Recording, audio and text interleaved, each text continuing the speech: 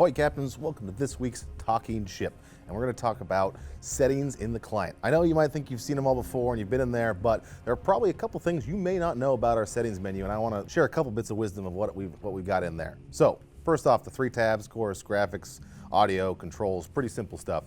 In graphics though, there's a couple interesting ones. There is animate small objects, and that actually changes. So instead of having just like one plane, like you'll see actually the full squad like flying through the air. And so you maybe like watch some videos with someone with like a low-end computer. They don't have that enabled. It looks kind of weird with just like one plane flying around with. That's the setting that helps you get all the planes if you happen to have a nice machine.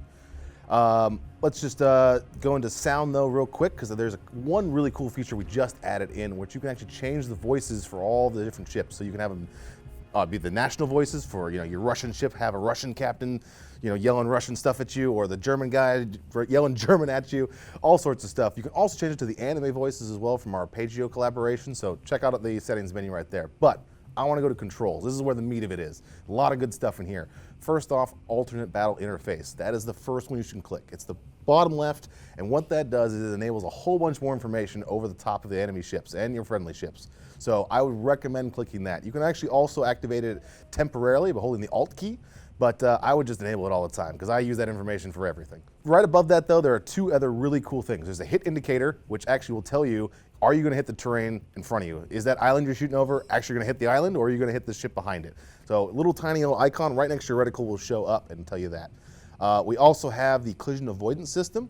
If you have ever driven on an island and all of a sudden you just started turning out of the way, that's because collision avoidance was turned on. And that's really useful for some of you guys who've maybe just started playing and you're hitting islands occasionally. It's really powerful because if you're going straight for an island, it'll actually just turn you right out of the way. But after you get more advanced a bit, and you're trying to get closer to the island to do some maneuvers, it actually can screw you up. So I actually turn it off all the time because it's actually not useful for me. But let's move on to some of the other really, really cool features here. So next up, we have, of course, these load indicators, which is actually really, really helpful for guys who are in cruisers or destroyers, and you fired off your torpedoes, you're waiting for them to reload, but you got to fire your main guns. Before, you had to actually just swap between your torpedoes and your guns to see which was reloading. Now, with that little checkbox enabled, you can actually see both simultaneously right next to each other. So the second those torpedoes reload, you can switch back to them, fire those off, and you're good to go. Also, right next to that is actually the enable AA and secondaries if targeted. And what does that mean? That sounds kind of weird, but basically if you've disabled your secondaries and your AA with a P key, remember, you can do that. P disables anti-air and secondaries. But now if I select a ship to focus on and to target, it will automatically re-enable those things, so I don't have to remember to hit P again to re-enable stuff or I won't fire. Really, really helpful.